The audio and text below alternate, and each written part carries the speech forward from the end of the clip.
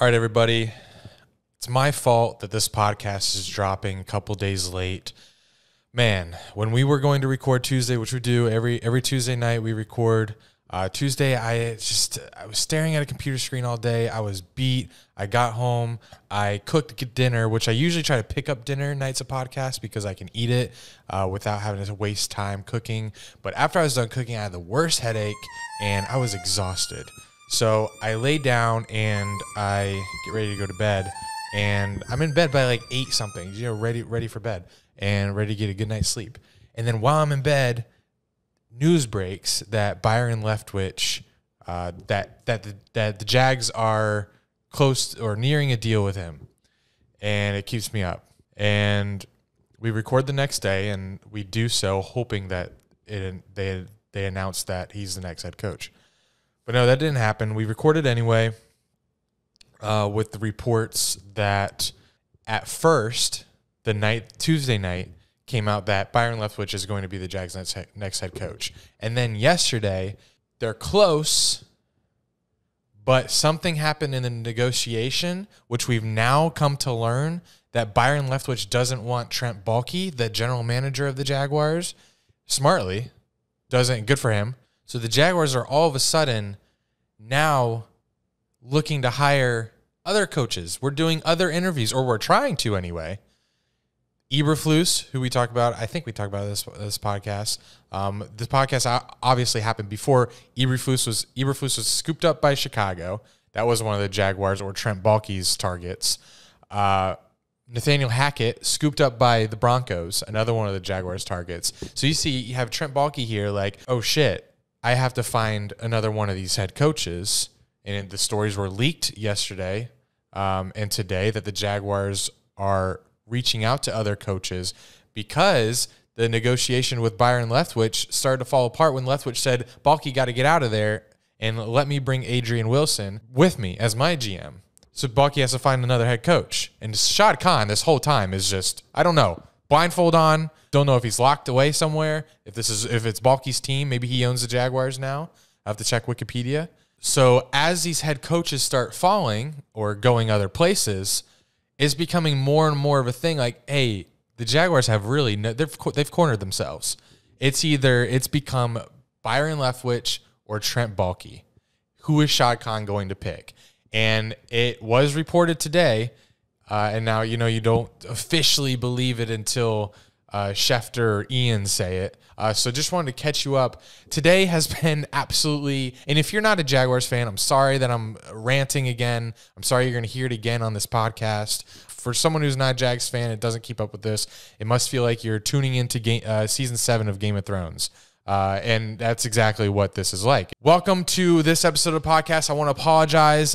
Actually, I'm not going to apologize because I just spent like 5 hours.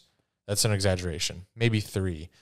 Editing this podcast because Eric is on Zoom and the quality, it's hard to explain the editing process, but Eric being in Kentucky on Zoom, this is our first Zoom call in a while, long time actually, made it really complicated for editing. So I had to be bullied on Discord and on Twitter to upload this. I was not going to upload it. I said too much has happened in the head coaching carousel world, and the quality just isn't up to my standards. The timing was awkward because there was a lag. I don't know how we ever did this on Zoom ever, and it's just not up to my quality. So I was like, you know what? It's either good and crisp, and the jokes flow. See, the jokes are hard to flow when you're dealing with lag. The 3 or 4 that I'm able to tell an episode. So I was just going to axe the episode. I was like, fuck it. Too much has happened.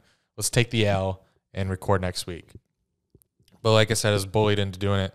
So here is episode 2, whatever, of Dunn and Drew. Enjoy. I'm sorry it's late. Hopefully the Jaguars have a head coach by the morning. See ya. We are throwing it back this week with a Zoom podcast as Dunn is in one of the most random places in America, Kentucky. Say a few words, Eric, so I know the Wi-Fi there at the hotel room that you're staying at isn't complete shit. It's pretty bad. You're lagging early, but oh, I think yikes. Test. Yeah, you're fine-ish. 1, 2, 3, 4, 5. Yo, Andy got me holding this mic in this Hyatt hotel. This hotel is right across from a frat house. ATO. Can you try to tap into their Wi-Fi? Yeah, I tried. There's a network here called ATO Boys. Oh, that's definitely it. We out here in Kentucky. This hotel is literally right next to Western Kentucky. Shout out if you live in this state. I'm sorry also, but shout out to Lamar Jackson, Rick Pitino, everyone that went to Louisville. But Carl Anthony Towns. Where'd he go? Kentucky? Oh, UK. I forgot. UK, yeah. Big basketball school there. Devin Booker went there. A lot of goats. But yeah, there's absolutely nothing in this town. This is a tiny Kentucky town, Bowling Green, but Bowling Green. Yeah, Bowling Green. Not Ohio Bowling Green. That's Myers throwback, but no. I did not know there were more than one Bowling Green. A couple Bowling Greens. Where's that name come welcome. from? So I don't know. But welcome to episode 220. Would you like me to roll the intro before this? Oh, true. I need the soundboard. All right, I'll hit it. Just be quiet for the next 15 seconds. And I still won't grow up. I'm a grown-ass kid. Swear I should be locked up for stupid that I did, but I'm a champion. So I turn tragedy to triumph. Make music that's fire. Get my soul through the wire.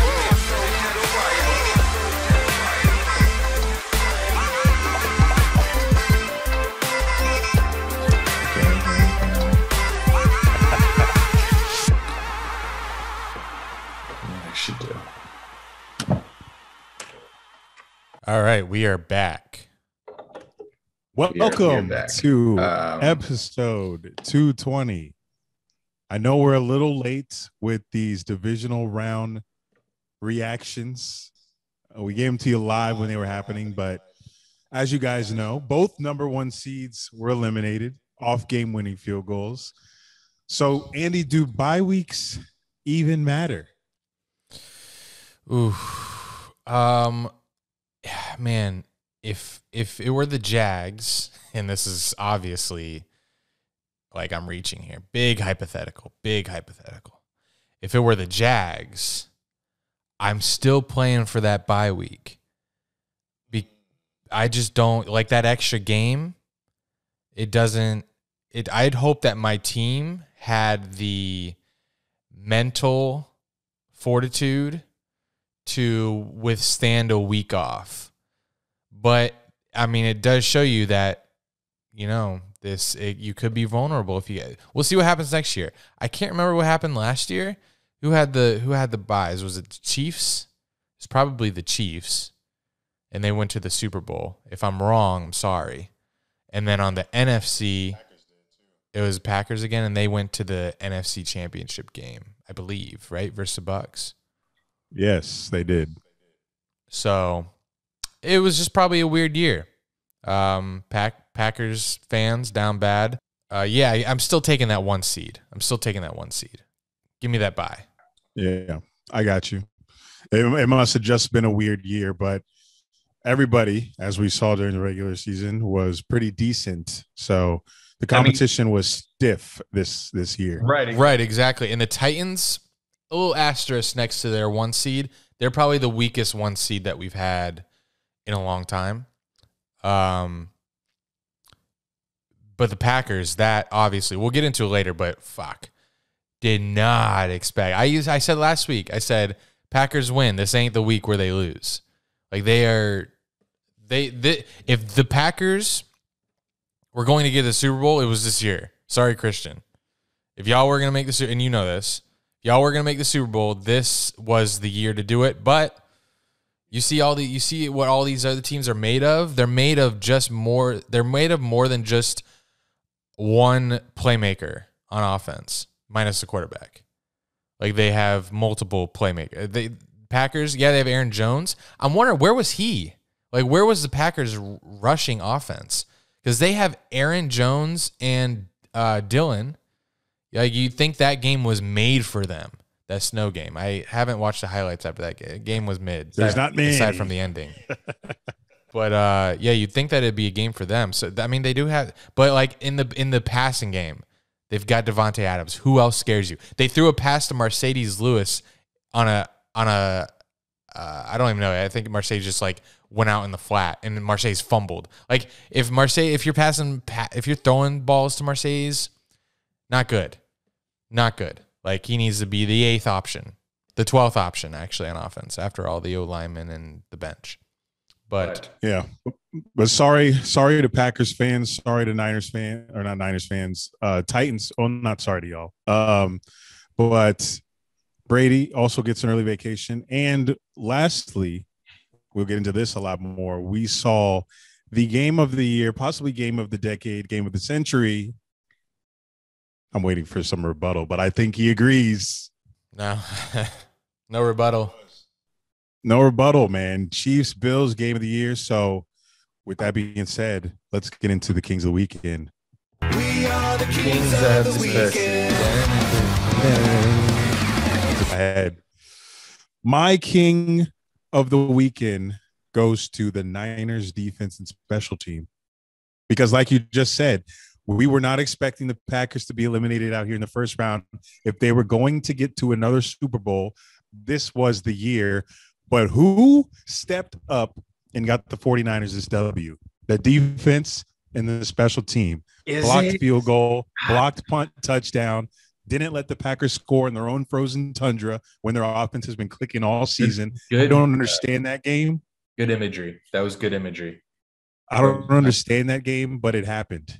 And the Niners are moving on to the NFC Championship, and they're getting Kings of the Weekend from me because, my God, when we saw that final field goal go in from as good as gold, Robbie, I was like, wow. I was not expecting that at all from Green Bay. Yeah, I would say a step up, from the defense special teams. I'd say maybe more of a step down from the Packers special teams. My king of the weekend is Roger Goodell because his pockets. Every game this past weekend ended in a walk-off score, I believe, right? Yeah, Bengals, Titans, yes. Niners, Packers, field goal. Rams, Bucks. Not walk-off score, but a walk-off field goal. Oh, you're right. The pass to Cooper Kupp.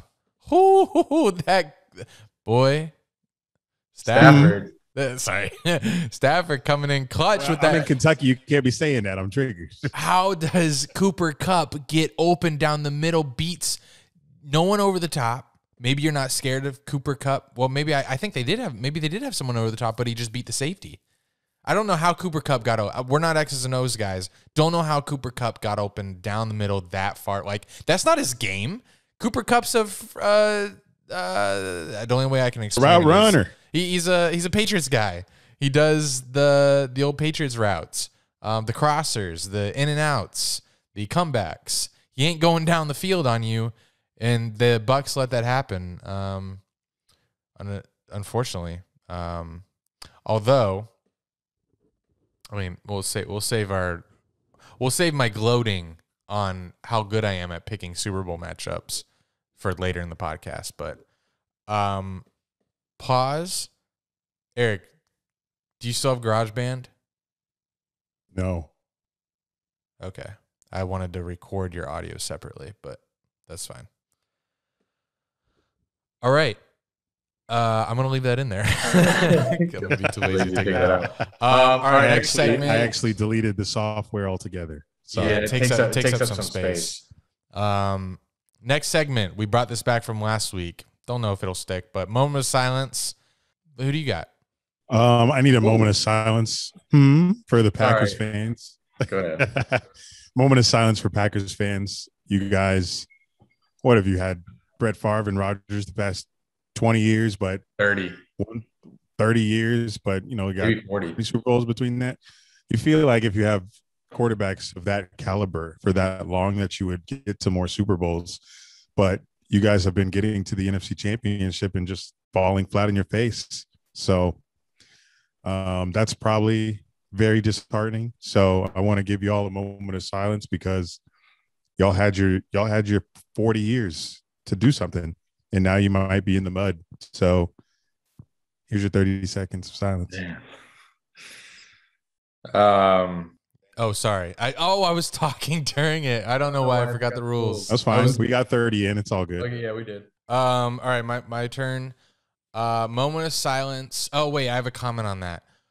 What if Rodgers like goes to the Broncos, like some people are floating around, and we have an AFC West that has the Chargers with Herbert, the Chiefs with Mahomes, the Broncos with Rodgers, and Carr is actually really good. I think they're going to be great this next year. Great. Oh, wow. Well, okay. I didn't know you were going to dissect every word that I said, so let me replay that. I didn't. Just one word. Great. Raiders are going to be good again this year, or this next season. Is that the rumor? Broncos are number one. They're always rumored for they've been rumored for Rodgers ever since Rodgers has shown that he may not be happy in Green Bay, and I think it's because they can't find a quarterback themselves. So, and because they did the Manning thing and it worked out so well, it's just an obvious pairing. And they're always in quarterback like purgatory because they're always good enough to be like 8-8 or 8-9 now. Not sure what they finished this year, but somewhere around 500. So they're like too good to draft a really good quarterback. So they're going to shop for one, and it might be Rodgers. We'll see. Yeah, that division would be crazy if that should happen. Yeah, stupid. But we don't need another great quarterback. We don't need him coming to our conference. Bro, the AFC is stupid with quarterback talent. We got enough. What we got? We got Mahomes, Josh Allen, Herbert, Joe Burrow, Lamar Jackson. Say what you want about him. He's just like an offensive superpower. And then throw Carr back in there. Carr's decent. Carr's in there. You have Trevor eventually, hopefully. You have Davis Mills. Goodness gracious. All right. Who's in the north? You got said Burrow, said Jackson. Yeah, just Burrow and Lamar. Steelers and Browns are in the mud. Yeah, you can't. Don't add Aaron Rodgers to. We got enough. We're stacked. Yeah, you already named enough QBs to get 7 teams into the playoffs. So we don't need it. We don't need to put Rodgers in there as well. So, and then Titans, they don't have the QB, but my God, they were 1 seed with just their running back. So you give them a quarterback, and then you're talking about another team in there. So relax, AFC. Slow the fucking roll. I have a 30 second moment of silence for Jeff Duncan. I know. Jeff Duncan is a sports writer for NOLA.com, NewOrleansLouisiana.com. He wrote an article 4 days ago that was titled, quote, "Relax, Saints fans, ... Sean Payton isn't going anywhere." So I'm sure we will have a bunch of backtracking soon in Jacksonville for all the articles that were written about, including my former station that I used to work at. They actually both. I think all the local news stations, they went with the not rumor. There were legitimate reports from legitimate reporters about Byron Leftwich signing with the Jags, and I actually think they were legit at the time. And a recent, I'll get into it later, but a recent report has come out saying that the Jaguars have actually backtracked on what they intended to do. Was they got in contract negotiations with Byron Leftwich, and something happened that stalled it, and now they're interviewing. Just came out that they're interviewing someone else tomorrow. So that's a tangent. Didn't mean to take that turn right now. Was trying to have a moment of silence for Jeff Duncan. But you see where my mind's been at the last couple of days. I've been stressed. I've been refreshing Twitter all day, every day. But anyway, back to the moment of silence. Yes, Jeff Duncan. Come on, man. Sean Payton, it's over. Moment of silence for Jeff Duncan. Just 30 seconds. Okay, thank you. And does that wrap it? Oh, you have one more? Yeah. Mine, I have to do a moment of silence for this guy because he's probably the most heartbroken from this weekend. Josh Allen, quarterback of the Buffalo Bills. Moment of silence because he probably played the best game he possibly could have against the Chiefs and Patrick Mahomes in Arrowhead Stadium. He did everything he fucking could. He was throwing darts to Gabriel Davis with the utmost pressure, and it all comes down to the defense having to stop Mahomes, and they couldn't. It all comes down to a field goal being missed, but he made it, so it goes to overtime. Then it comes to the coin toss that the Chiefs win, so they get the ball first, and Josh Allen has to watch this shit on the sideline. After doing all of that, he didn't have the opportunity to save the Bills one last time. So moment of silence for Josh Allen because everybody around him let him down 30 seconds. No, wait, hold on. I'm going to talk during this 30 seconds, if you don't mind. God, you hate the moment of silence. Can I have a rebuttal? I wouldn't say it's Josh Allen. I think the saddest person from that game would be Stephon Diggs because he all week that picture was resurfacing of him standing watching the parade last year during the AFC Championship game, and he got 7 yards, and they lost again. So he had to watch that whole thing one more time. And I know Josh Allen was upset, but Josh Allen is like writing a narrative for himself that's pretty good. Like after that game, everyone was talking about how good Josh Allen was, how much of a shot, like how much Josh Allen deserved to have gotten the ball back, and how he's a god, superhuman. So exactly. So that's why he's sad. Yeah, that's why he would be more sad than Diggs. Well, I'll still contribute to the moment of silence.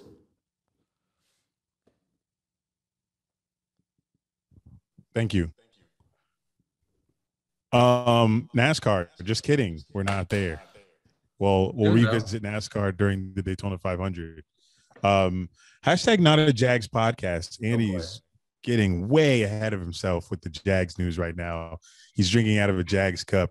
He's horny for Byron. I'm wearing the Byron jersey. Got the old school logo. It's a Reebok jersey. That's how you know this thing is old.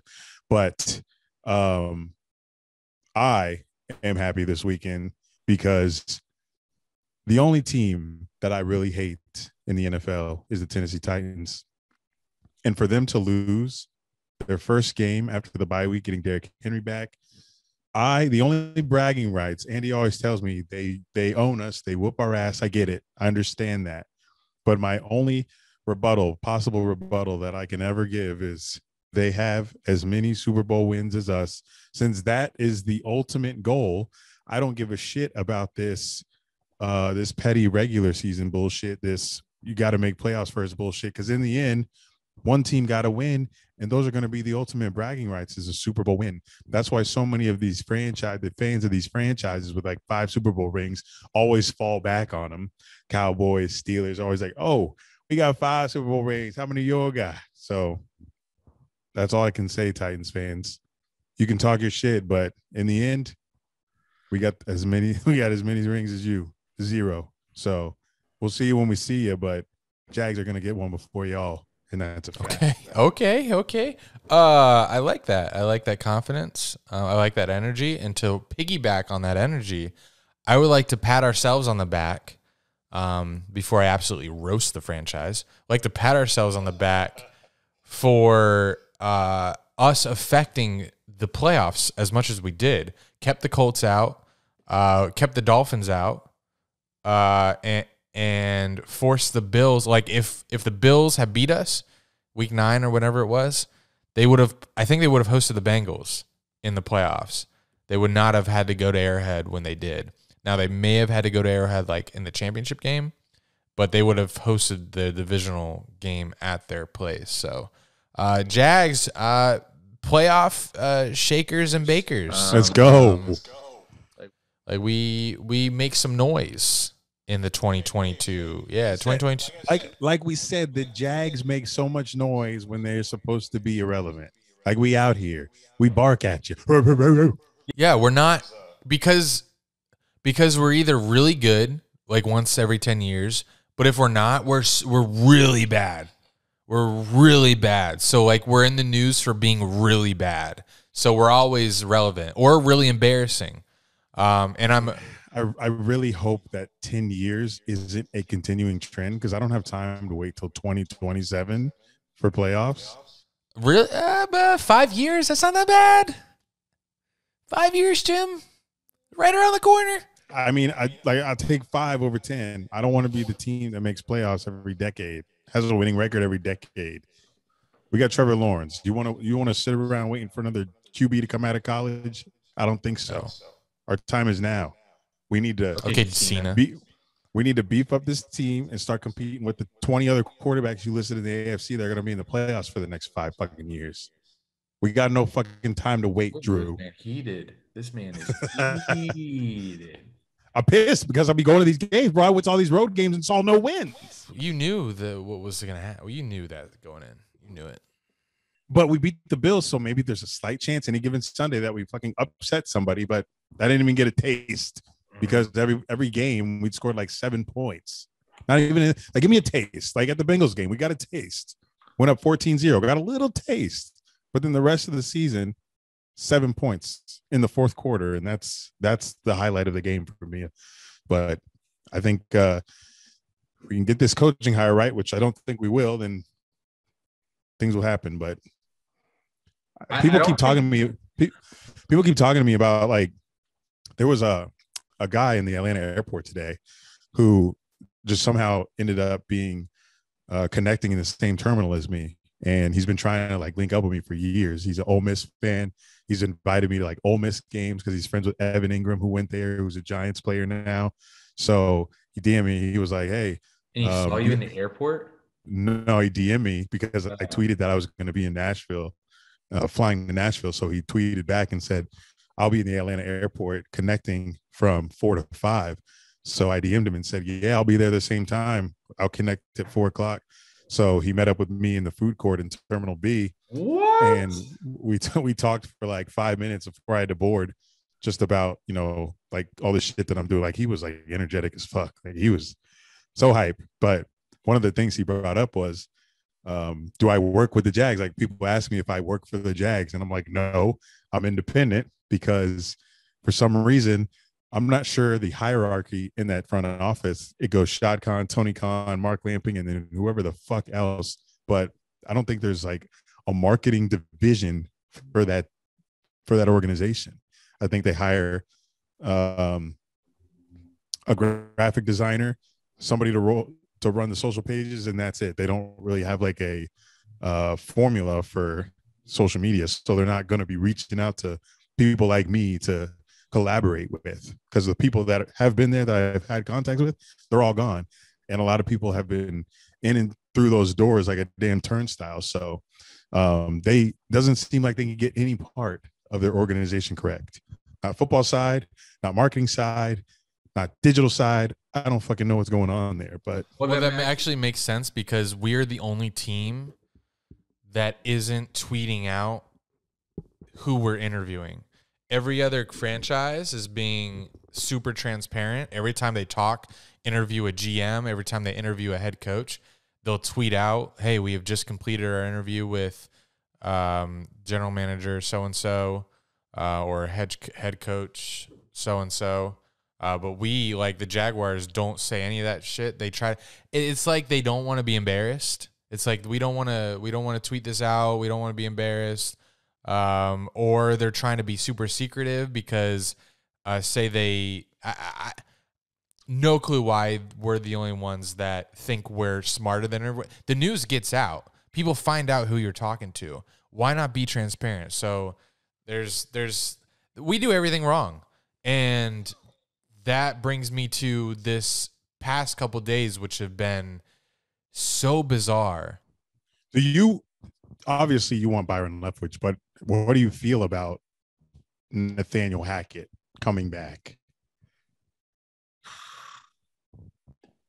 I mean, as they're just interviewing him. I'm just saying, like, as a possibility, because the people that they've interviewed there haven't been many that are potential candidates. There's only 3, right? The Eberfluss, whatever the fuck his name is, Leftwich, and Hackett. I can't think of any other candidate they interviewed that they would be thinking of bringing in as coach right now that they've talked about. I think they said Bill O'Brien. The people you mentioned are the people they interviewed twice or are going to interview twice. They interviewed Eberflus. I don't know I don't want him as my coach because of his name. Coach Eberflus. Like, how are you going to say that? It's so hard to say. Why he a Hogwarts professor? Like Professor Eberflus. Yeah, I don't want him as my head coach just because of his name. And that just doesn't sound like a Super Bowl. You think a Super Bowl winning quarterback or head coach is going to be named Eberflus? It just doesn't. So this is breaking news to me because I didn't know that this all fell apart today. Because I've been traveling for the past 8 hours and not looking at it. But last night when I saw the tweet, I was gearing up, getting ready for Jags to make a statement that they were hiring him within the next few days or whatever. So that's why I brought this jersey here, just in case the news drops, so I can make content in it. And now you're telling me that something happened, that they're now interviewing other candidates, but that doesn't mean they won't still hire him. Yeah, there are reporters locally that are saying it's still Byron. I don't know where they're getting off on being so confident of. I'm going to put all the blame here on Shad Khan not firing Balky and Byron Leftwich wanting to probably bring in his own GM. Yeah. But Shad Khan's like, nah, Balky's our guy. He's been here. He knows, fuck me. He knows the draft. He knows how ass we are. He knows that we're a bullshit organization. Let me keep this fucker. Fuck. I think a guy like Byron, who's been around Bruce Arians and the Cardinals organization, he knows what the fuck winning looks like, and it's not Trent Baalke. Tom Brady and that organization. He's come from those two programs who are very good, established winning programs, and now obviously he's going to want to come to his former franchise and turn things around his way. And our owner not letting him is going to make him walk. I would walk. And if that's the case, we're fucked for eternity because Shad Khan is his GM's yes man. I cannot, what the fuck does Trent Baalke know or have on Shad Khan that he is he the best option? There's got to be there's an article written a couple years ago, I think in 2017, maybe the vice president of the Niners or the owner of the Niners admitting that they made a mistake when they fired Harbaugh and kept Baalke. Harbaugh was a great coach, and they kept Baalke over Harbaugh because that's how much of a snake Baalke is. He's so good at this. How is he doing it to our team? It's crazy. And maybe I'm overreacting because this is all I don't know exactly for sure. I could be overreacting about what's going on behind the scenes, but the Jaguars, Shad Khan and Trent Baalke, neither of them have made a statement or had a press conference since our bullshit season where we have the first pick again ended. Not one statement, not one press conference. So only thing we have to do right now is project and speculate. Because all of them are chicken shit to talk to the media, chicken shit to put out a statement. Even Jim Irsay, Colts owner, when he lost embarrassingly to us, put out a statement. Yes. Gets on video, talks to his fans about how shitty this is and wanting to turn it around and make it right. And even if you're giving the same spiel every year, losing season after losing season, it's fucking something. You're being presentable. You're showing the fans that you care. Shad Khan, he's on the sideline. He gets a cameo once a week, maybe that. He doesn't come out and say anything. The Urban Meyer firing took forever. Put out one statement, didn't say anything after. Elevated the offensive coordinator to interim. Yay, always does that. Kept Baalke. Now we're here looking for a head coach who's probably going to be in the same front office with Baalke still.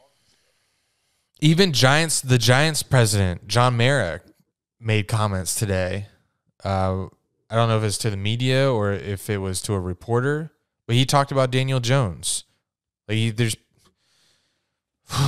he said, so just to present it to the other NFL fans, he said, we do feel that Daniel can play. We've done everything possible to screw this kid up since he's been here. We keep changing coaches, keep changing offensive coordinators, keep changing offensive line coaches. I think I take a lot of responsibility for that. Look at people taking responsibility. But let's bring in the right group of coaches now and give him some continuity. Blah blah blah blah. I don't think it's gonna work out. That's just vice president or president speak. But at least it's something. It's just embarrassing. Even if we do hire Byron and keep Balky, this shit's not gonna work out. Something's going to happen. One of them will get fired again soon, and hopefully it's Balky. But like this operation that we have with Shad Khan, Balky, and if it's Leftwich, that's fine. It's not going to last. We're still going to be dysfunctional until Shad Khan hires someone to be a vice president of football operations that knows football and knows good people. He tried it with Coughlin, but that didn't work out. It was just the wrong guy. Just get the right guy. Fuck. Yeah, I don't think Byron is going to come here unless he can bring a GM. If he's getting an opportunity to go from coordinator to coach, he's going to want to do it his way. Because he can go to other teams that'll do it as well, because other teams are going to want him as well. Yeah, and when I originally saw that he was signing with us last night, I was like, damn, that he must be desperate to work with Balky. And like the organization, which was just dumpster fire. So I was like, why? I wonder why he would. And I guess because he wants to be a head coach that bad, that he'll work with anyone, or he just really wants to go back to Jacksonville. I don't know, but something changed, and apparently he has a really good agent. His agent apparently is a really good one who doesn't take shit. That could also agents shouldn't. Yeah, God, agents. Agents is so rich, so much money. All right, moving on. Maybe something happens while we're talking. Yeah. Hashtag not a tennis podcast. The semifinals of the Australian Open is going on. It's Berrettini, the Italian, versus Rafa Nadal, the staple. He's always there. And then we have Tsitsipas. Was that your pick? It was. Versus Medvedev. Medvedev, your pick. Nope. My pick was Zverev. Oh, you did mention Medvedev. So yeah, I did mention the Russian. So yeah, that's all I have. I got so nervous because you froze, and I know back in the day when we would freeze on Skype, we would have to start the program over, but you came back, so thank God. NFL. Not a lot of you guys. Some of you guys said that Drew threw the end of the regular seasons to make it competitive in our picks, because he has, since last week when we were tied, taken a 1-game lead on me, 31-27 to 30-28. Thank you. He destroyed me in the Sunday games. Rams, Bucks, Chiefs, Bills. He swept that series, which was an important series because both of those games had our Super Bowl matchups, which were both the opposite teams, and both of his teams won, and they beat mine. So I'm Super Bowl-less here, and he gets to thrive in the conference championships. Yeah. Answer me this. Is it impressive that last year I predicted Bucks, Chiefs, and then this year I predicted Chiefs, like if it happens, if Chiefs Rams happens, is that impressive that I did it back to back? Like considering the teams? I'd say yes. Rams is a good pick. Was a good pick. Like, was that an obvious pick? Or was it? No, it was not. Okay. Chiefs was because they've been in 4 straight AFC conference championships. But I really thought it was Bills' year. And then got fucked. in the year before that, when I picked Bucks, I don't think that was an obvious one, right? Because Bucks were like 10-6 and had to go through the gauntlet of away games to get to the Super Bowl. And like it was their first year with Brady. They were dumpster fire with Jameis. And they even started very slow that year. So, I guess my NFC picks, they're pretty impressive. Let's see what I do next year. I won't tease anything yet, but you're going to say Chiefs. I know. Chiefs. It's going to be Chiefs. Whatever NFC Chiefs. team is hot next year. Chiefs is a motherfucking staple in the AFC Championship game these days.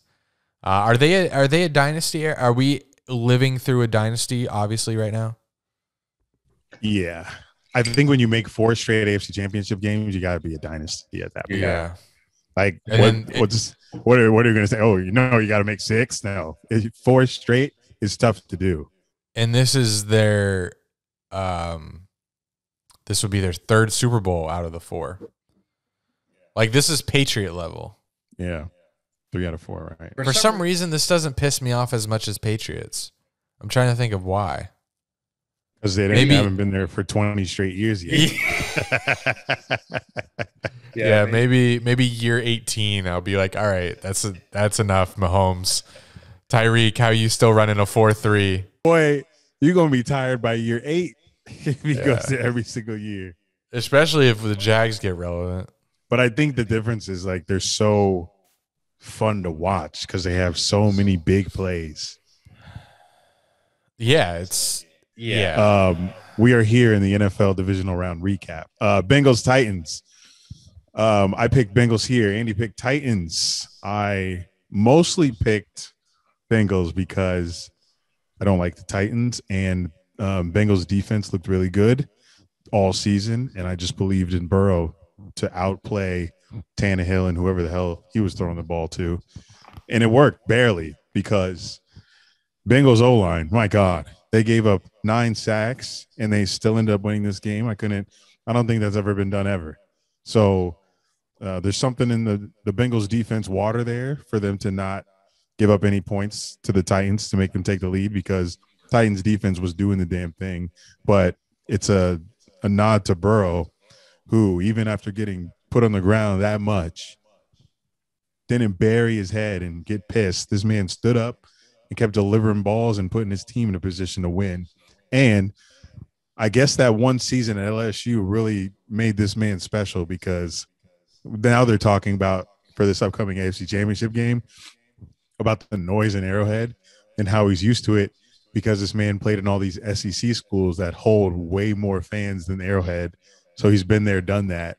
He's been on the road against the enemy in SEC game, and he's won all these crazy games. So that being said, we'll get to the picks in the championship game, but the Bengals, I can't stress enough how fucking amazing their future is going to be once they fix that offensive line.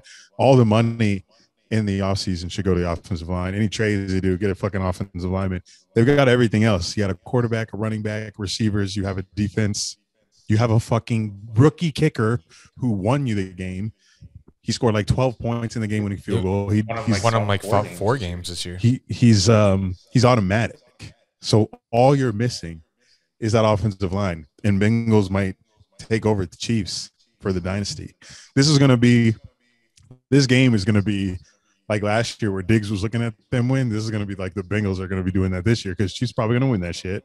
And then the Bengals are going to fix their offensive line, and they're going to be in the fucking AFC Championship game for like the next 3 years, which is bold. Yeah, we'll see. Fucking Bills are a like after that game. We'll talk about it in a second, but yeah. Why AFC stacked? Yeah, stacked. And the Titans got the 1 seed. I I picked Titans here because they were getting healthy, and I thought Derrick Henry would have more of an impact. And they sacked Burrow so many times. Close, sloppy game. Tannehill looked like shit. That first interception and the interception again. Yeah. And then McPherson coming in clutch. It was a gross. It was a bad game. Great ending to start our wild division playoff weekend off with. And then that night, 49ers went to the Packers. Very cold. Felt like 2, which is what Joe Buck said. And then eventually it started snowing. Little snow flurries. That was cool to watch. We both picked the Packers, but Aaron Rodgers cannot beat the 49ers in the playoffs.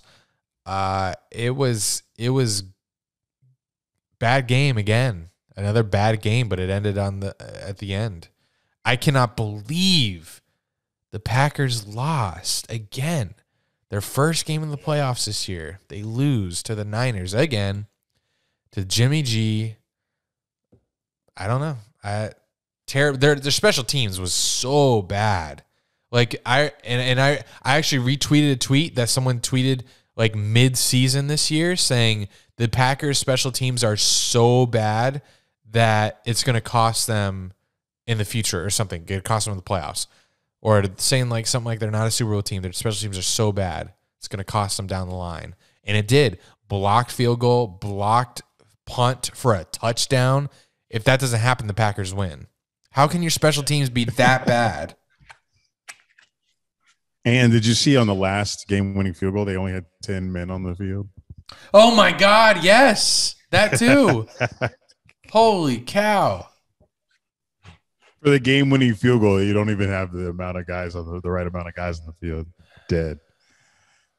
Like how you see the bye? What are you doing in the bye week? How do you not prepare for that? Yeah. Like how are you that out of football sorts after having that much time off? I don't understand. You're at home. You have all the time in the world to prep for this game, and you come out looking like that against Jimmy G, who's not the greatest quarterback. You have Aaron Rodgers, Devontae Adams. I don't know. I can't understand. I don't understand how they lost that game. But Aaron Rodgers is gone. I think he's gone. Well, from what I heard on the Pat McAfee show, he's going to. Well, he said that he's not going to wait until after free agency, I think, to make his decision because he said it would be disrespectful to the organization, which is new of him to say. Because I feel like he hasn't felt respected by them. But he also did, it was kind of joking around. It was a little playful, but he said that this is complete paraphrasing, he's going to have like the decision show like LeBron did on the McAfee show where he says whether he's retiring, asks for a trade, or going to play another season. So that should be interesting. God, it would be great to have an athlete friend that has that much plug to come on your show and drop breaking news to give you all the ratings. If we had one guy that that just loved us for some reason, like what we gonna get a DM someday from some random athlete like, hey, I watch y'all show, boys. It's gonna be the most random player, Evan McPherson. Yes, we both picked Packers there and got the L there. But Sunday's games were the complete opposite of Saturday's, defensive battles and game-winning field goals. Bucks, Rams. So we're out. We had people over on Sunday for these games, and during this game, it looked like a blowout in the first half. It was like 27-3. So we're outside in the backyard playing cornhole and shit during the second half. So, we know there's a chance Brady can come back, but, we're not really expecting it, but we know it may happen. But especially at 23 to 3. It was like 20 something to 3. I think it was like 23-3. It was 27-3 at halftime. Okay. That was like one away. it was either second quarter or third quarter that was 27-3. Either way, the Bucs were down 27-3, and I unfortunately didn't watch the entire third and fourth to see all the comeback happen. I think I saw a little bit, like the highlight, like the fumbles, Matt Stafford, the ball going past him, and the Bucs recovering it after the Bucs did something that gave the Rams the ball back. But after the Matt Stafford fumble or the bad snap past Matt Stafford, that's when the game completely shifted. And then I started paying attention to this game because I'm like, okay, Bucs are only down 14. This is Brady. Rams just turned it over. They got Tom Brady, and let's see what happens. So I think it was the play where Brady threw the bomb to Mike Evans on Jalen Ramsey where I was like, okay, this shit's going to happen. And then – Oh, my God. Talk about that. I came in my pants when Mike Evans beat Jalen Ramsey deep. Whoo! That gave me life. Carry on. When I see a quarterback launch that ball off screen and I can't see the receiver in frame yet, I'm like, oh, shit. It's like suspenseful because you don't know what's going to happen because you have no idea. You're like, there might be someone open down there. There might be someone open or he's throwing in a triple team. Okay. Yeah, when we do it, we got to hold our breath. But when Brady does it, it's like, oh, shit, he might complete this shit deep. But when they scored on that play and the Rams got the ball back and started driving, I remember saying, because I was rooting for the Bucs, for my Super Bowl pick. So I was screaming at the TV. I was like, we need a fumble here. We need a turnover here. We need a big stop. And Sue punches that ball out of Cam Akers' hand. I got so damn hype. I was like, football sometimes seems scripted as hell. Scripted. But we had that rant. We had that rant recently. Yeah, we did. Because like the most improbable shit happening to make a game so entertaining just is some Disney shit. Like, why can't a team just have a complete game? If they're dominating first half, why can't they just dominate the whole second half? That's boring. I know, but why can't they keep it up? Why do the Bucs come all the way back from 24 points and tie the game? And then Matt Stafford gets the ball, throws a bomb to Cup. We all go fucking crazy because what the fuck? We're not used to seeing Brady get challenged like this, let alone by Matt Stafford, who's barely been in the playoffs because he's been on the fucking lines his whole career. And he sets them up perfectly for a game-winning field goal, and Rams get to host the championship game. That's why it was such an amazing finish, pun intended. Felt like I came in my pants after that. I was not ready for Chiefs Bills yet because I was just like, holy fuck, I can't believe Stafford Cup just did that after Brady just shat on them for like so many unanswered points. Yeah. After that game, I was like, bro, we have another game after this. And it was even better. It was so much better. Oh my God. Bills, Chiefs. Yeah, and he picked Rams, by the way. So congrats. And he picked Chiefs here. But we don't even need to go into this game, but we will. But I want to talk about this overtime uproar everybody's in right now. I think everyone's going crazy about this OT rule shit, but it is only because of how great that game was, and everybody wanted more. Did the fans deserve more? Absolutely. Did it suck that Josh Allen didn't get a chance to play in overtime? Yes. Is it the rule's fault? No, it's not. I'm gonna put more blame, like I said earlier, on the Bills D in the regulation because you had 13 seconds to not let this man get in field goal range. The best defense in the NFL. You have 13 seconds. Do whatever the fuck you got to do to not let this man Mahomes, Tyreek Kelsey get in field goal range. And they gave up 2 open long plays in crunch time. And I saw the NFL films of Kelsey talking to Tyreek on the sideline and then Mahomes before the last play. And that man literally just called out what the Bills defense was doing and said, hey, hit me in the seam or get behind me. I'm going to block for you and shit like that. And they did that. Boom, boom, 2 plays, 3 timeouts, got in field goal range and kicked that shit. But I can't blame the OT rule because Bills had their chance to stop them. You gotta play defense. Like that's part of the fucking game. Bro. You look at all the other games that were played. You look at the Bucks game. They had to play defense. If they didn't, and that's why they didn't go to overtime, because they didn't play defense. But we would have went to overtime in that game if the Bucks played defense on that play against Cooper Kupp. But you saw in the Titans and the Bengals game, 9 sacks. They played defense. These guys rushed. I saw some analysts talking about that they rushed 4 when they should have just been, guarding Kelsey and Tyreek Hill.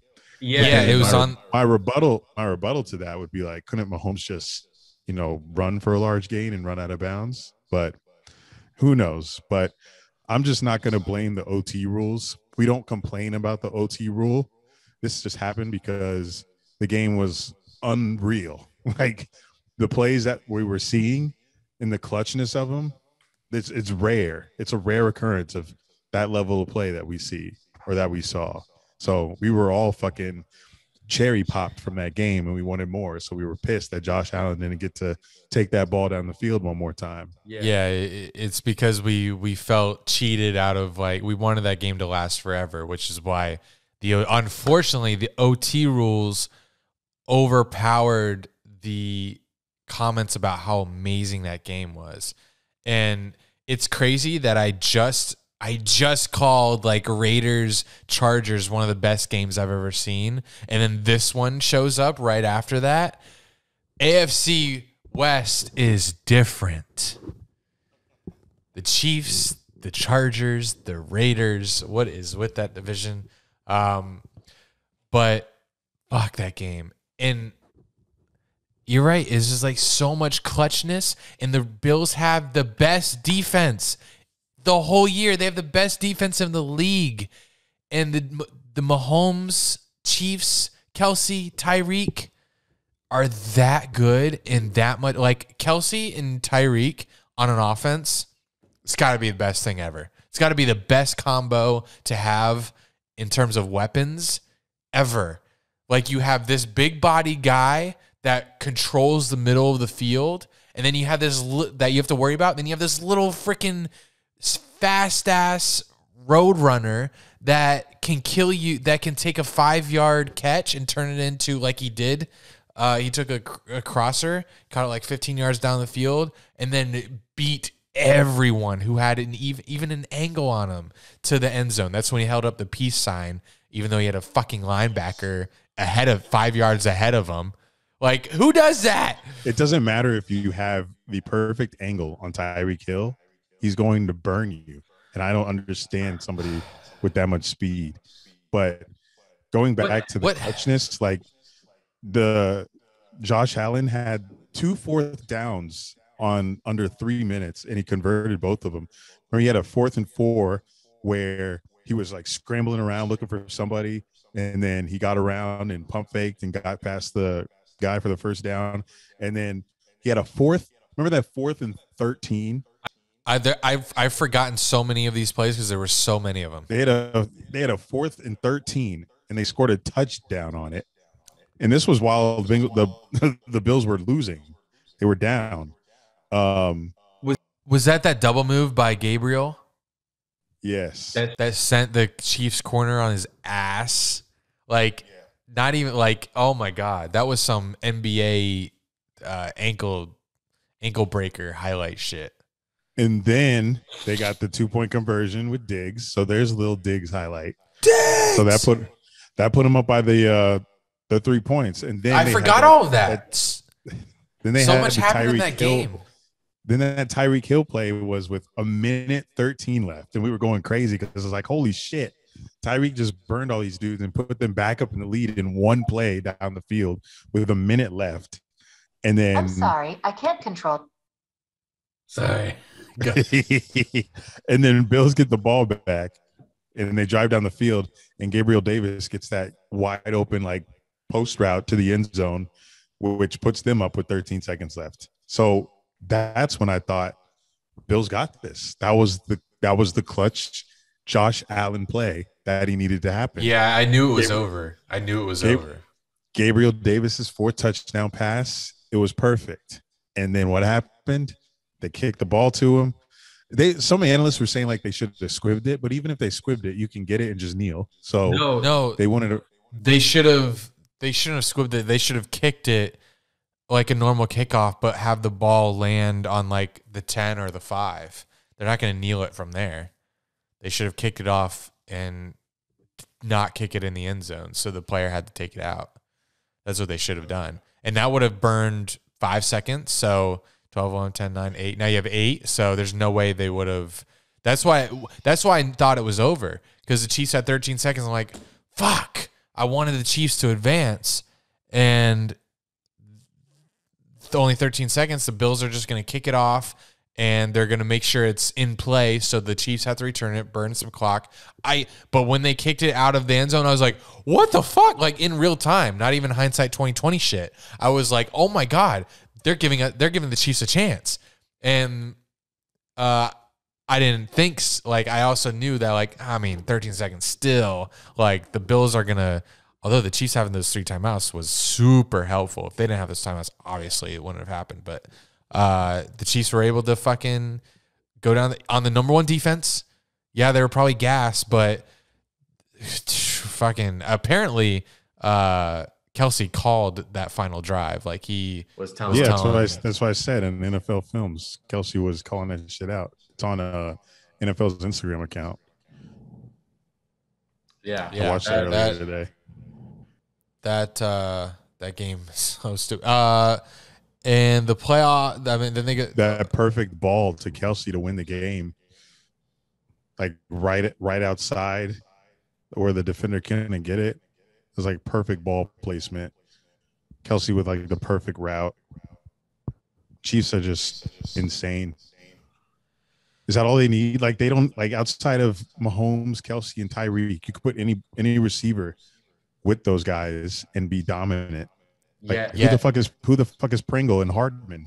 They're fast as fuck, but that's what they did. They surrounded them with fast people.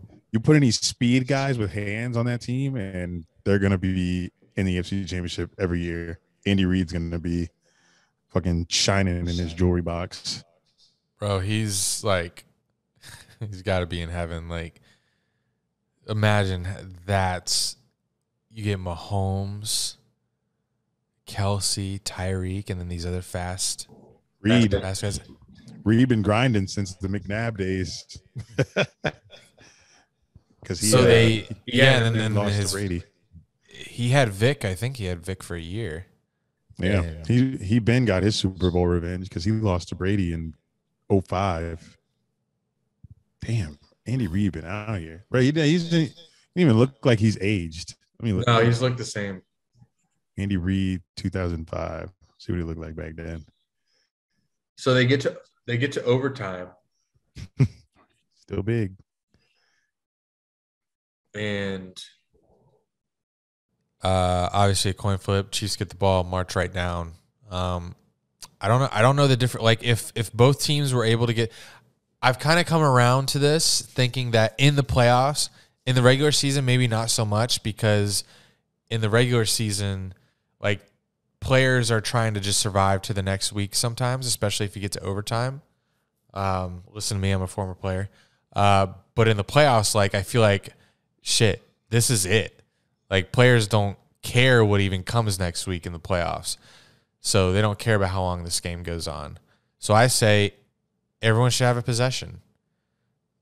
The Chiefs get it. Or I saw this.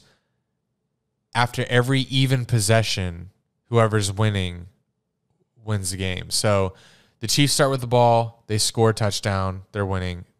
That was one possession. So now the Bills have to have it. So the Bills go down, score a touchdown. All right, now the Chiefs have it. They score a field goal, but it's possession number 3, so it's not over. The Bills have to have one more shot, see what they can do. They go down, score a touchdown, Bills win. Or they get stopped, Chiefs win. Score a field goal, you go again. That sounds like old college football overtime. Fine, but it's just normal football. You don't start at any yard line. Maybe you start at the 50. I don't know. That's fine. But then field goals would be easy. Get 10 yards, 15 yards. My favorite overtime rule is the old college ones before they fucking made it 2-point conversion after every OT is just a 2-point conversion try after the third overtime. I hate that. I liked when they start from 25, but NFL push that shit back to the opposing team's 45. Like make them cross midfield at least. I like that for each team to at least get the ball there. If the first one scores, then give it to the next one. In college, both teams get the ball. I like that, obviously. The sudden death shit, I never did like it. But my argument for this specific game was the OT rule did not determine this game. Because Bills had so many opportunities to clutch that. Yeah, they just don't let the Chiefs score a touchdown. They just scored like 50 touchdowns in the last 2 minutes of the game. Can you hold them to a field goal at least? So yeah, the overtime rules. The Bills dug their own grave in that game. You have the number one defense. Let's make a stop. But that's just how fucking good the Chiefs are. It's stupid. Yeah. Thank God we don't. Pro. Thank God we don't have the old overtime rules where just a field goal won. Imagine having that. That's so dumb. Two all-pro safeties, man. They couldn't get it done. Are they Poyer made all-pro? Yeah. Oh, good for him. First team.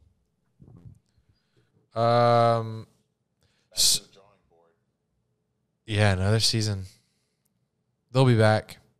Josh Allen, like where I've been on Josh Allen, where I am now, like the Bills organization has developed a quarterback better than anyone has ever.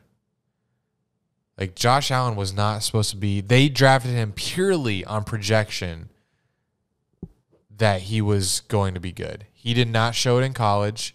He only had the physical traits. They made everything else so much better. Like his college stats were so mid. His first year of the NFL, not great. He passed like 52% completions.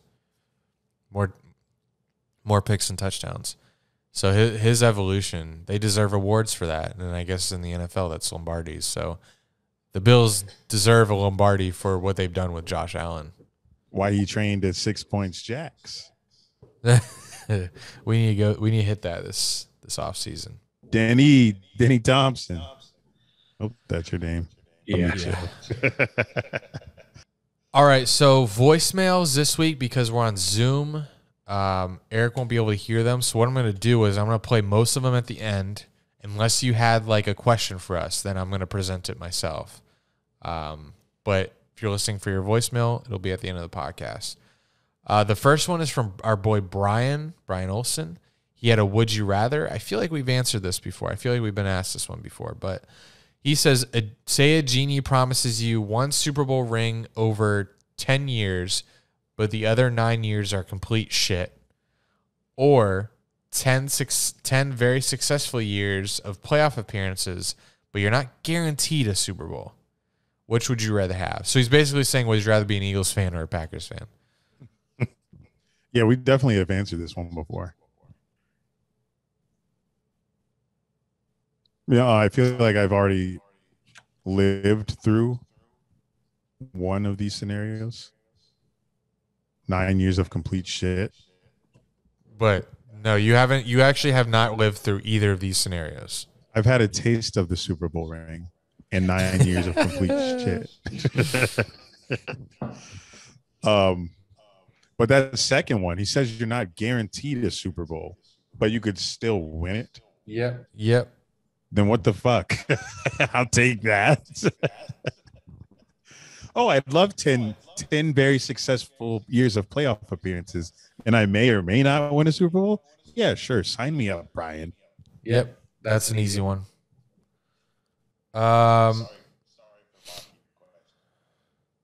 Number 2 is from Morgan. Can you believe he called? You're Morgan from Boca Raton. Oh, yes. He did ask me what the voicemail number was. I said, it's a link, buddy. He called and left a voicemail. He said he had a master's question. because the Masters is coming Stars. up. Hello, friends. He asked, would you rather take odds of Tiger Woods finishing top 25 or Ricky Fowler winning? And Ricky Fowler is currently 96 in the world. I think he knew that this was going to be very NFL heavy, which is our bread and butter, so he wanted to humble us with a golf question. But I came strapped. Here's my reply. Yeah, I feel like I can say something to this. I can speak on this. I'm a big Masters guy. I love Massas.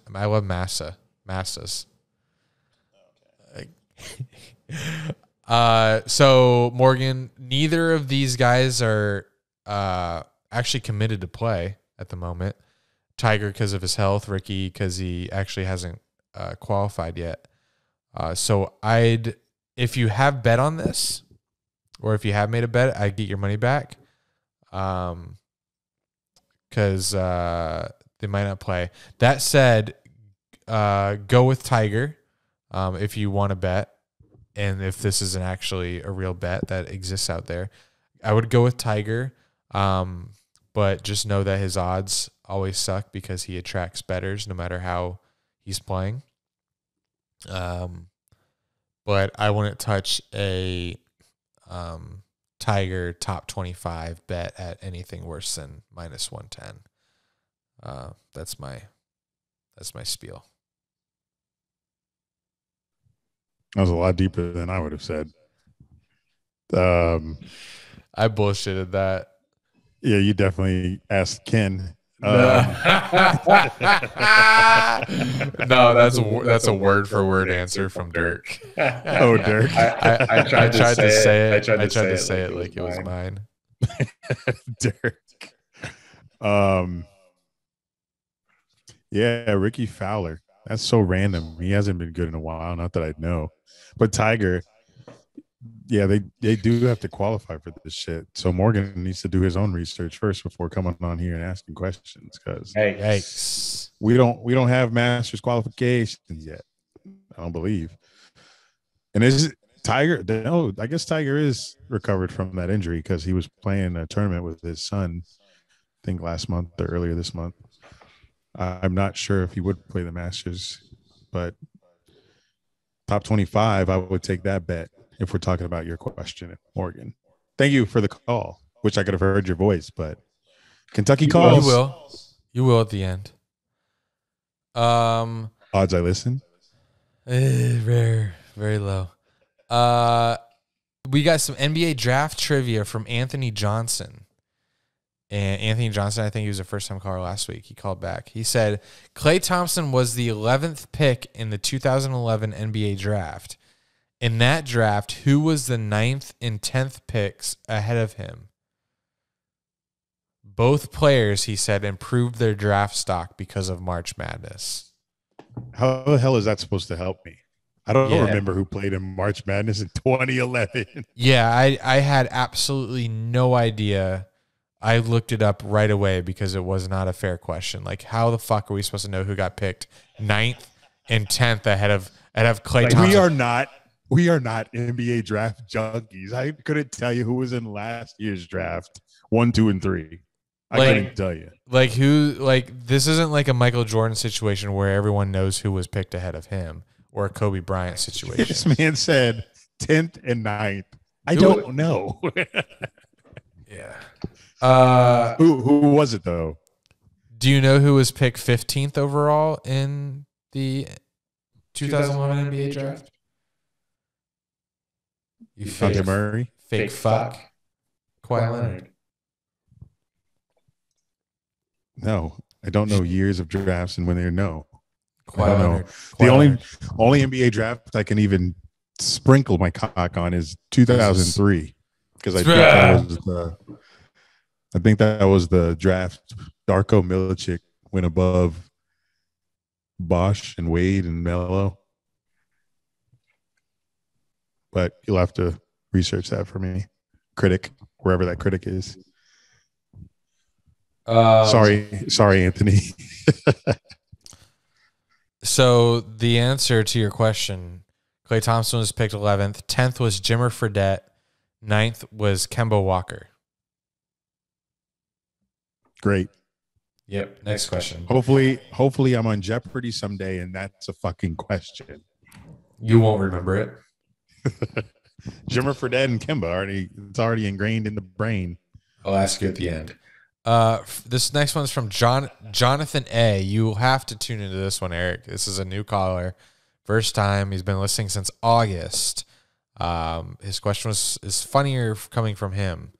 But what he said was, would we rather go to a homeless shelter and clap 2 cheeks there, or go to a retirement home and clap 2 granny cheeks? He's been listening since August, but it sounds like he's caught on quickly. Yeah, this is a 2017. Would you rather granny cheeks or homeless cheeks? Wow. Well, even though they're homeless, they still bathe. I don't think the homeless take too many. I don't think homeless take too many baths In a shelter?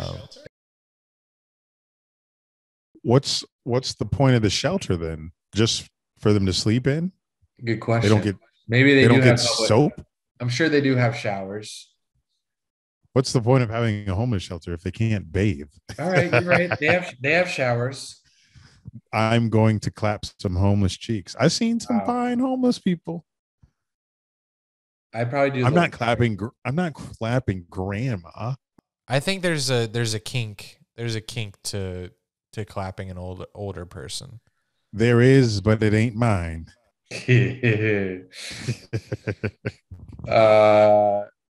Number 5. Sick. Hunter, our friend Hunter from Texas, from Crockett. He left a voicemail. It cut out too many times to play, so I'm not going to play it, Hunter. Sorry. But he wants to know if we changed the overtime rules, and we just talked about it. And yeah, there.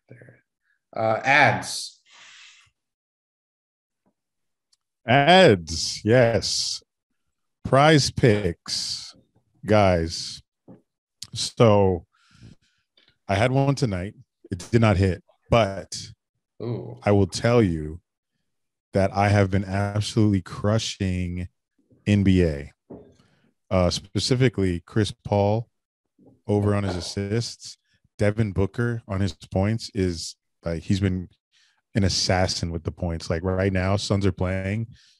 Devin Booker had 21 in the first quarter, and his over-under was 27. So if you guys are playing NBA, look at the Suns.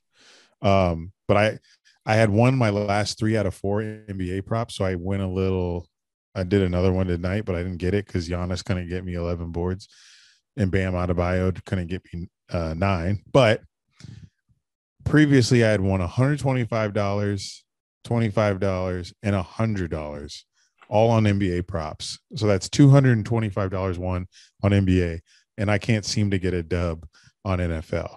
But I'm in Kentucky right now. Prize Picks works here. I tried to look at my entry when I landed in Tennessee, but it did not work there. So make sure when you are downloading Prize Picks to see if it works in your state. But if you don't know by now, it's a daily over under daily fantasy sports app. Jesus Christ. DFS, Daily Fantasy Sports app. Available in a state nearest you. You pick an over under and 2 to 5 players, their projections, and you can win up to 10 times on any entry. I found my niche. It's NBA, Andy. I have $205 won here. I'm wondering if I should take it out, or I'm trying to double it. I'm honestly trying to I'm trying to get to 500. Maybe if I get to 500 in winnings, I can buy my flight to Vegas for the draft. I think that's a good thing.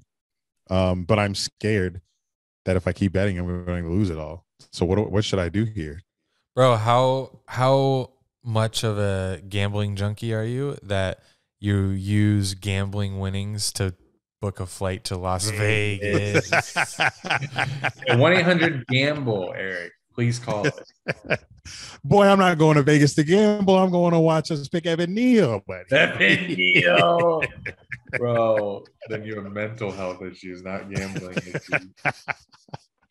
No, I'm not going to Vegas to gamble. Like, I've been there, done that. It's not fun. I don't like blackjack. I enjoy this game, Prize Picks, and I'm just trying to double this 205 or triple or quadruple. But I guess you'll have to just give me some NFL plays for this weekend so I can dabble a little bit. But I'm putting the big money on NBA from here on out. NFL, I'm not going above 10. Can't do it anymore. Well, NFL's almost done though. But do you have any NFL plays? No, I'll make them by the weekend. I'm gonna be very sad when I'm not. What am I gonna bet on NBA? March Madness maybe, but I guess I'll bet on NBA the more I start watching once football season starts. What I would bet on is my recent calorie intake. If my calorie intake was on Prize Picks, I'm going the over. It's been stupid. I've given up. We've had this competition in Discord, and when I lose, when I give up, when I have a cheat meal, it really affects my psyche, and I'm like, fuck it. Let's fucking eat everything. I don't fucking care anymore, and I'll just eat everything in sight. Thank goodness I'm not a fat lard, and it only goes. I got some handles on my side, but for now, exactly. That's what I'm scared of. I went to the gym. The older you get, the more wide you will be. I went to the gym on my way home today. I'm going after this. Will it affect? Wow. Will it affect? I thought you went this morning. No, I didn't go this morning. I didn't want. My plan was I was going to ask you to drop me off there before work, but I didn't feel like going that early. And then I was being a lazy piece of shit, and I didn't want to lift there and back and then to the airport. So I just lifted to the airport instead.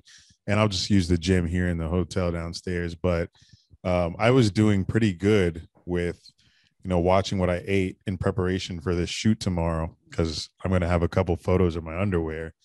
So I don't want my gut spilling over the waistband of the underwear.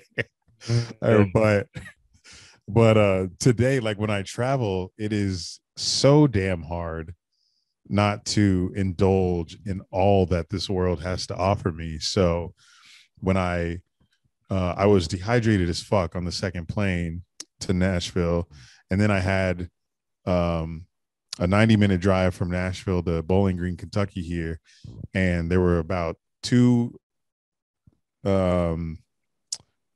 spots of traffic that took like at least 20 minutes to get through.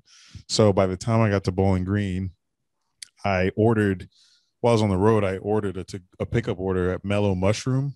So I have 6 slices of pizza in me, 3 meatballs, and a salad in the fridge for the morning. So yeah, I'm probably going to look extremely bloated in my shoot tomorrow, which was what I was trying to avoid.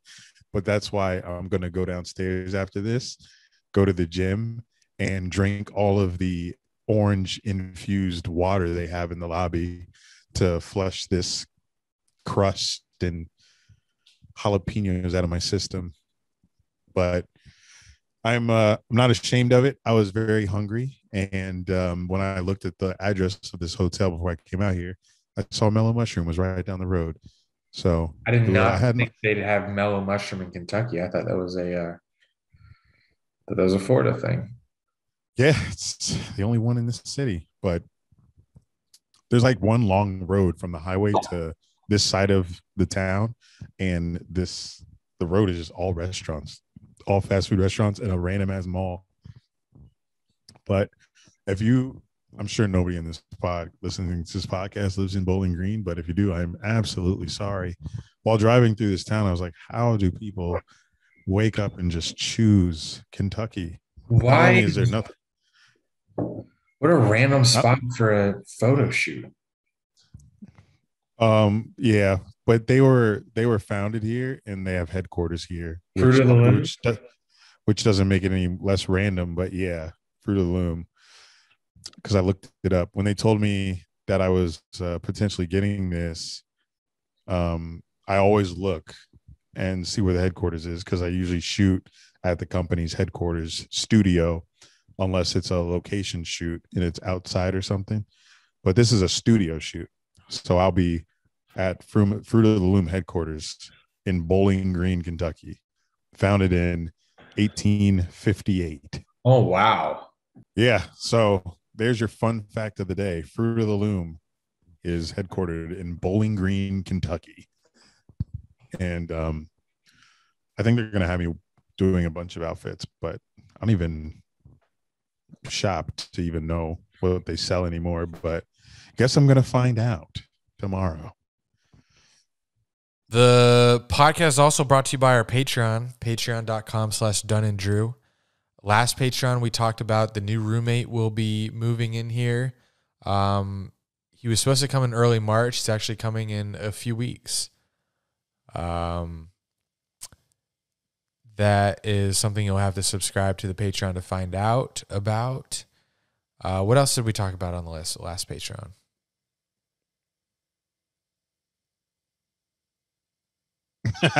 I don't remember. I'm drawing a blank. It's all right. Patreon.com/Dunn and Drew, and then you can join the Discord. Wait. I did hear you talking on the phone. You gave a date. Is that the date that you're going to make that drive to see the roommate? What date? The 11th or 12th. It's February. I'm meeting him February 12th. Yeah. I fly out that day. Coincidence. Since you were saying you didn't want me to meet him. You'll meet him. I hope you get along. It might be awkward because he's not paying rent. I don't know if you knew that. He's going to sleep wherever? He's pretty much going to sleep wherever. And yeah, this is kind of awkward because I didn't tell you that he wasn't paying rent yet. But yeah. But he will keep you, I don't know. I don't know. He also doesn't have a job, so at least you will have company. But I hope you get along. I hope you get along. Chill. I at least bring in income. Will he bring in income? At least. I don't just want company. I know. I think he's freeloading. Yeah. All right. We'll talk after this.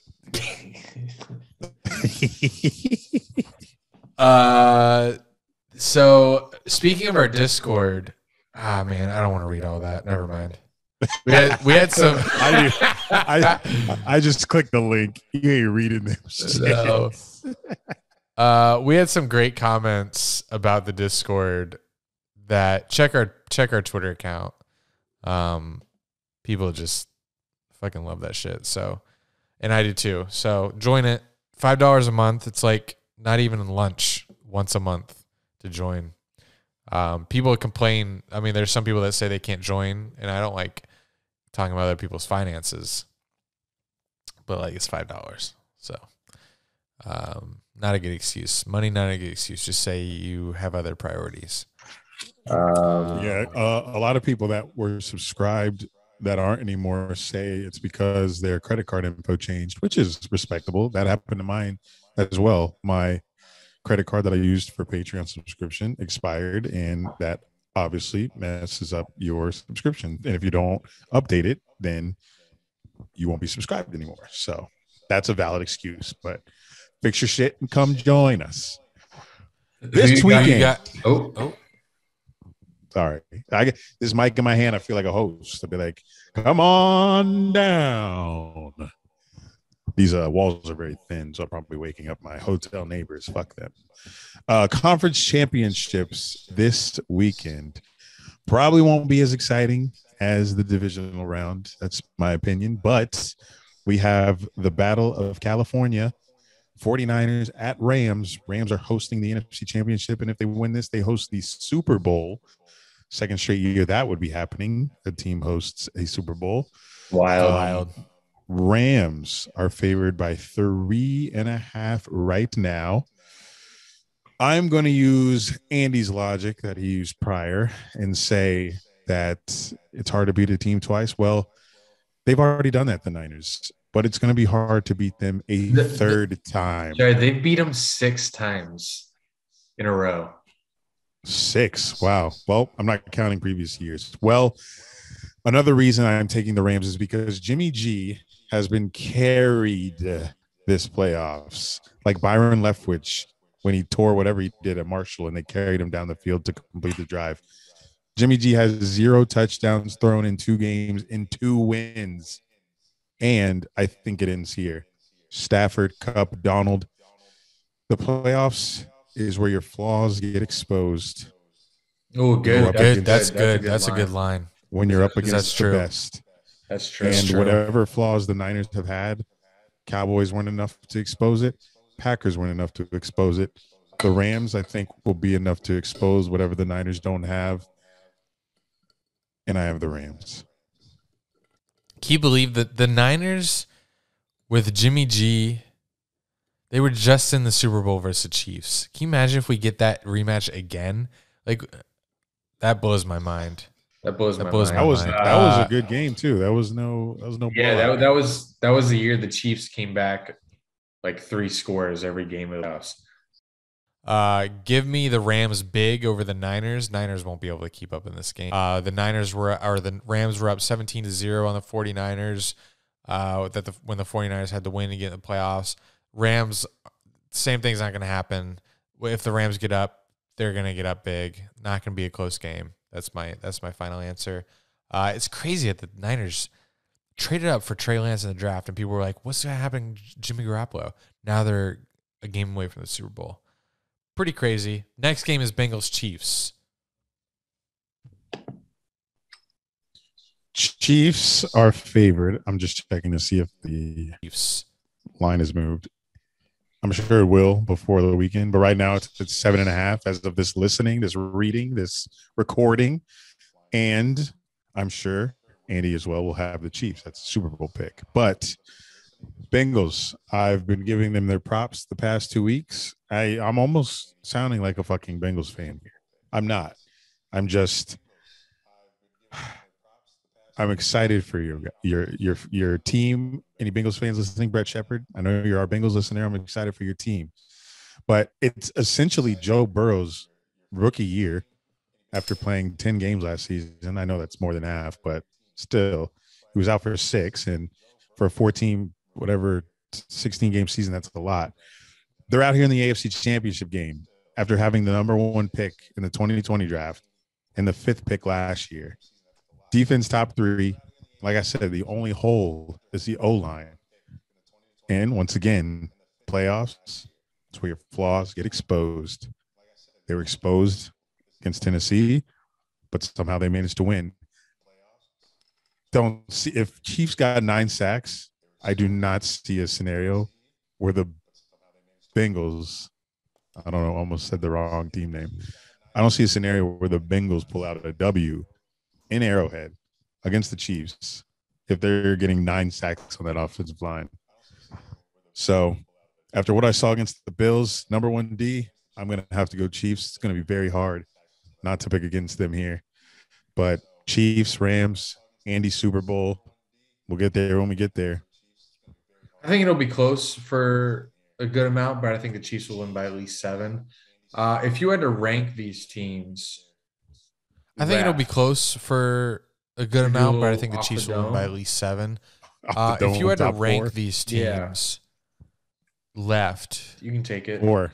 Should we do a little off the dome? We can say I think we'll have the same teams. Ready?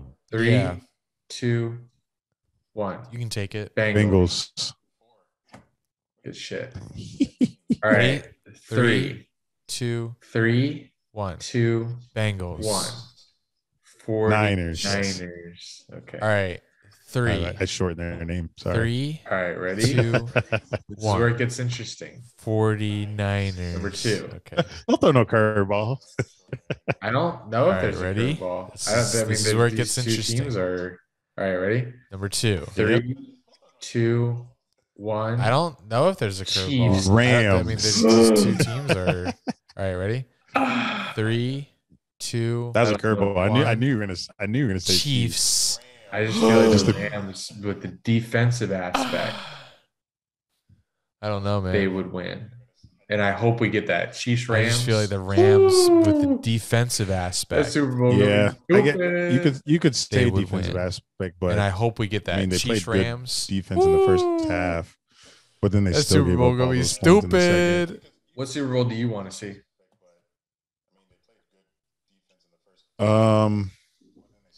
I'd like to see the Niners. What Super get Bowl in do you there want to see? against the Bengals?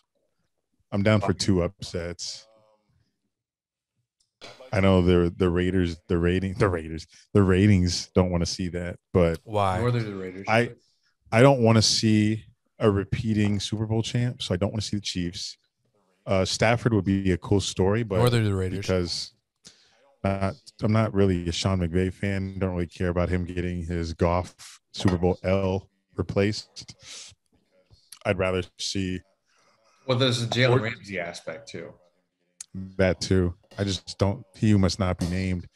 And then 49ers. Well, there's the Jalen I Ramsey like aspect, too. because of how they got into the playoffs, coming back from 17 down, needing a must win to even make it to a 7th seed, then beating the Cowboys, who everyone thought this was their year. That was a Cowboys fan, at least.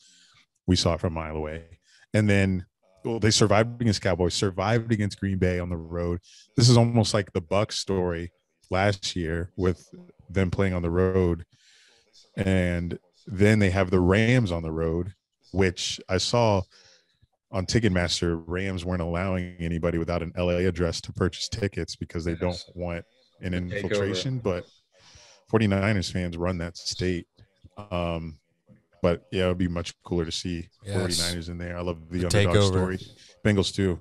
Joe Burrow in the Super Bowl, the fucking big cock swagger shit that they got going on right now. Love that shit.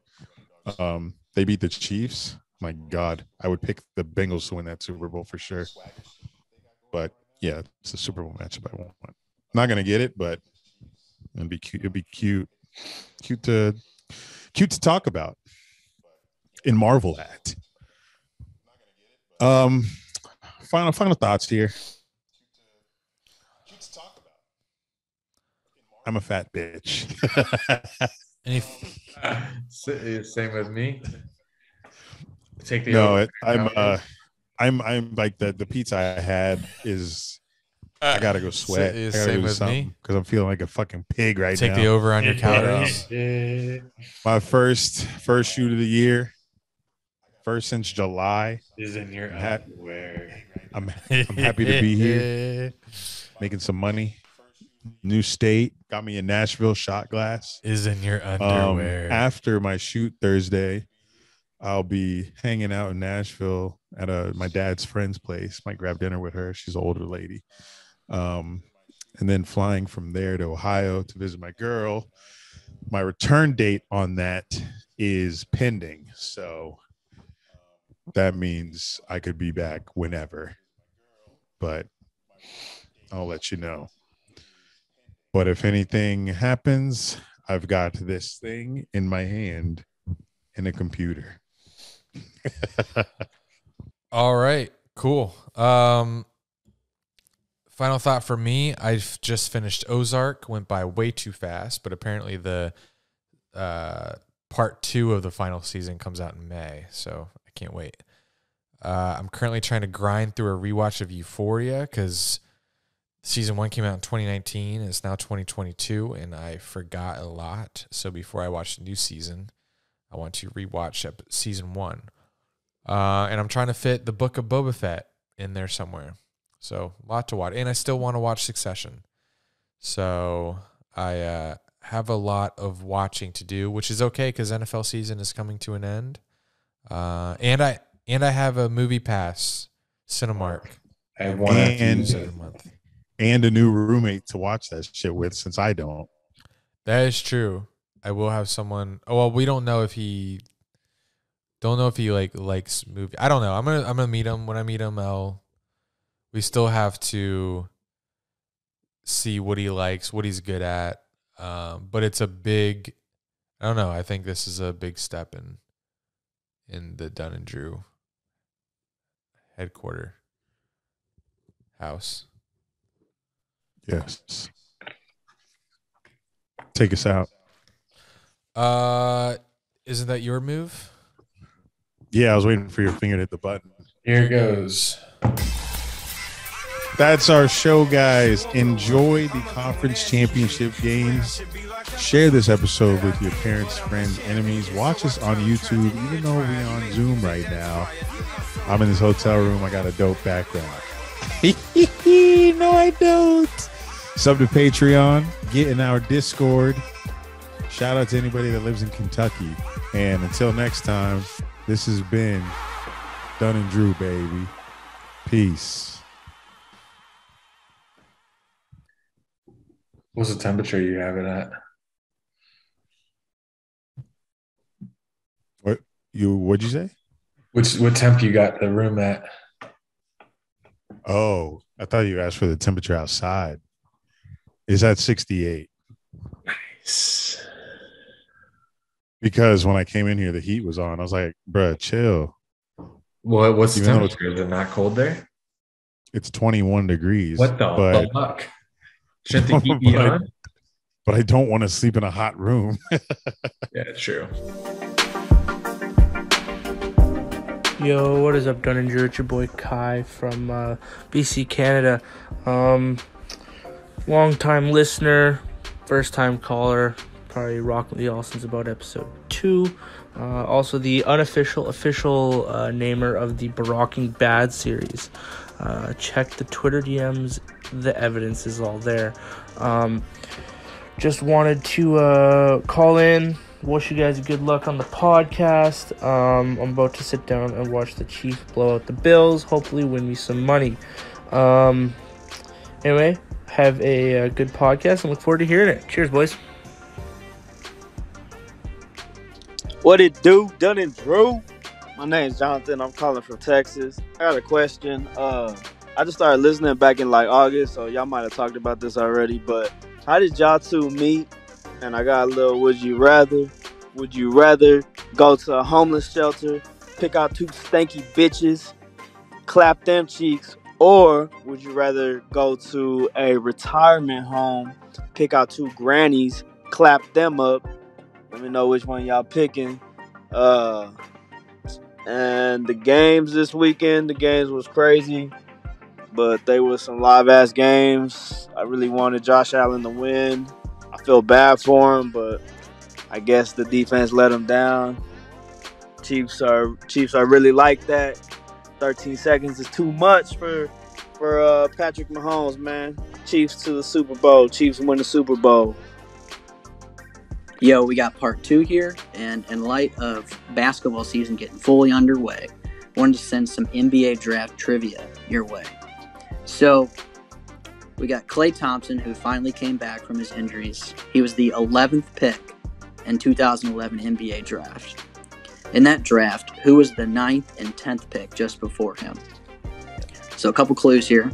Both players, the 9th and 10th pick, improved their draft stock thanks to March Madness. So think March Madness. And one of the players is still in the league, very well known. And the other player is long gone, plays in like China or something like that. So get those clues. 2 players, the 9th and 10th pick, 2011 draft, just in front of Klay Thompson. Let me know who you got. Dunn and Drew, it's Anthony out in Seattle. Just wanted to give you my reaction to the football games. What a weekend it was as well. Nothing mid about that. Starting out with Joey Franchise and Money McPherson, ice in their veins, taking down the 1 seed. You got Aaron Rodgers. Did he give up? And Jimmy G, if you told me 6 weeks ago that we were one game away from a Jimmy G Super Bowl, I would have punched you square in the face. But here we are. We got the Rams. Were they trying to lose? And, someone should really cover that Cooper Kupp guy. And then you got Allen versus Mahomes, a.k.a. today's Brady versus Manning. I wonder if the Bears and the Browns are sitting at home thinking, what if we drafted those guys? So, just my quick thoughts. And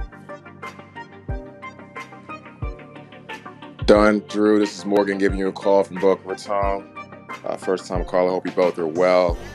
Today is Monday, January 24th. Last night's games were crazy, so I'm sure you have a plethora of voicemails to comb through as far as opinions or commentary. So I wanted to focus this on the upcoming Masters, first major of the year. Would you rather take odds of Tiger finishing top 25, let's say a 15% return on your money, or take odds with Ricky Fowler winning? So Ricky Fowler is outside the top 50, currently 96 in the world. When we had a similar situation with Jordan Spieth called the past 2 years, falls outside the top 50 and manages to scrape his way back to the top 15. So let me know your thoughts. Love you both. Hope all is well, man.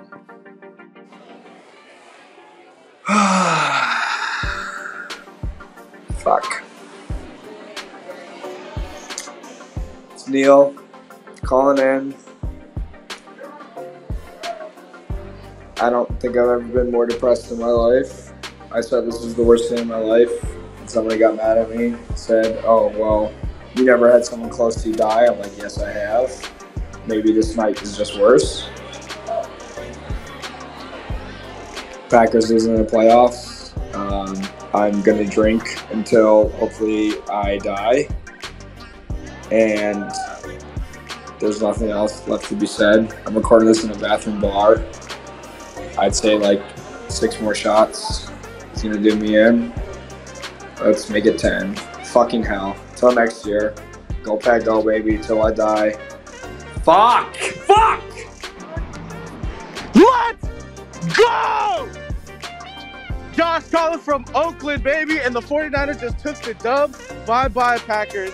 Hey, we are coming for whoever's winning tomorrow's game, but the Niners are out here. We doing the shit, bro. Special teams kicking ass, kicking ass. Offense can do a little better, but, we out here. Fuck all the doubters, bro. Let's go! Yo, what up, Dunn and Drew? Clint. Haven't called in a while. Just wanted to call in, talk about my Auburn Tigers, baby. We're about to be #1 in basketball. Don't you dare hit that fucking snooze, Andy. I'm going to beat you up. No, I'm just kidding. I never do that. I'd suck you clean. But I think it'd be really cool if you guys got into, NCAA March Madness, especially starting now. To get early, March Madness. Start caring about basketball a little bit. Get a Dunn and Drew bracket going. Put in some money, because, we're all degenerates. But, I think it'd be really cool. Bengals just won. I'm fucking rock solid. Yeah, and wise words of every other person that calls in. Go Dunn and Drew, baby. Hey guys, it's Alex calling in on Thursday, January 27th. Just saying I'm thinking about you since we haven't heard from you guys yet this week. I know Eric's in Kentucky with a Fruit of the Loom shoot. Don't really know what Andy's up to, but no, I'm thinking about you both, praying for you. Can't wait to see you in July. Love you. What up, dads? It's your boy CJC. Sad days. This is the following day after Sean Payton retires. Saints are $70 million over the cap. We don't have no receivers. We don't have a quarterback. Life is tough, man. Watching our Super Bowl on YouTube right now just to ease the pain. God, this hurts. Fuck. CJC here again. Forgot to mention on my last voicemail, I got off of work and I'd seen the message in the Discord about, what separates the pod, and man, I didn't get to answer it, but I figured this would be the best way to say it. You guys have been with me since I graduated high school. I'm about to graduate college soon. You guys feel like my parents in a way. You guys really kept me going through a lot of tough stuff. So, you know, when I first started listening, I only knew Eric, obviously, but grown to really like Andy more than Eric. Love you guys. Bye. What is up, guys? This is Daniel calling in because I think I finally got all this shit figured out, so we'll see. But no, I wanted to send in one about, of course, the Suns. And dude, I'm just so sick of seeing the disrespect every day. I don't understand it. Like, it doesn't make any sense. We're the best team in the NBA. Our 3 best players have played in just half of our games. We're missing Ayton for, like, the whole season. Like, you can't use that injury bullshit anymore. It don't work. You haven't been paying attention to this team for the last 10 years because we've been awful, which is understandable. But you can't just start talking about them now like you know something, because you don't. You don't know shit. Shut the fuck up. You're stupid. You don't know shit. Then you want to talk about Booker's soft because, oh, he has to get that mascot the fuck out of his face. No. You know what the fuck is soft? That he's coming into your favorite team's arena on a random Tuesday and dropping 40. Shut the fuck up. Dunn and Drew, what up? This is Max Spence calling from Jacksonville. Just here not to talk about playoff football. I don't really care about all those good teams doing great things. I'd rather talk about our shitty Jaguars. Probably calling a day ahead of them announcing the news that Byron Leftwich will be our next head coach. Totally cool with that. Wanted to get y'all's thoughts. Can't be any worse than Urban Meyer. Never a fan of that. What a clown he was. Other than that, I hear y'all talking about checking in at the Purple Palace. That's where I'm at now. Trying to get things straight, trying to get things right, you know. Back in the gym, taking care of myself. Haven't been drunk since the Houston game. Haven't needed to get drunk since then, so that's been fun. I'd just like to get a quick little update on you guys, see how everything's going. Hope y'all have a great pod. Bye. Hey boys, Christian here.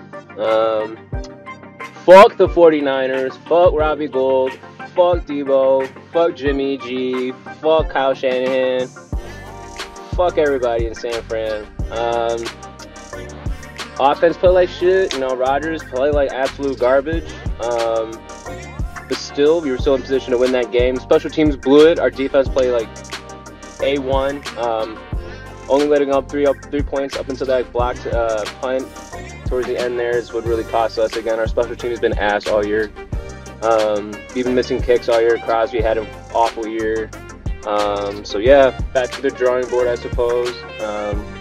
Rodgers probably gone. We'll probably tag Adams. Sorry, buddy. But yeah, we'll be Cheeks next year. So fuck the haters. Go Pack, go. We still own the North. And Bulls in 4. Love you guys. Bye.